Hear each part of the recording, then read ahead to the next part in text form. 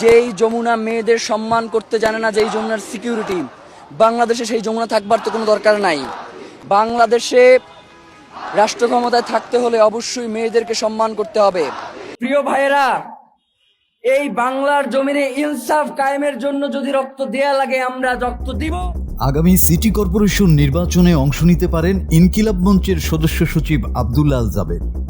এমন ইঙ্গিত দিয়েছেন মঞ্চের সদস্য, ডাকসুর মুক্তিযুদ্ধ ও গণতান্ত্রিক আন্দোলন বিষয়ক সম্পাদক এবং ইনকিলাব মঞ্চের ঢাকা বিশ্ববিদ্যালয় শাখার মুখপাত্র ফাতিমা তাসনিম জুমা।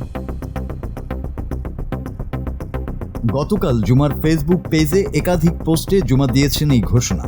প্রশ্নবোধক ভাষায় জুমা লিখেছেন, আমরা রাজনীতিতে প্রবেশের জন্য নিজেদের প্রস্তুত করছি, যদি ঢাকা দক্ষিণ দিয়ে শুরু হয়। কিছুক্ষণের মধ্যেই আরেকটি পোস্টে জুমা স্পষ্ট করে দিয়েছেন প্রার্থীর নাম আব্দুল্লাহ আল জাবের, প্রার্থী ঢাকা দক্ষিণের। মুহূর্তের মধ্যেই এই পোস্ট সামাজিক যোগাযোগ মাধ্যমে ভাইরাল হয়ে যায়, হাজার হাজার লাইক, কমেন্ট ও শেয়ারে ভরে যায়।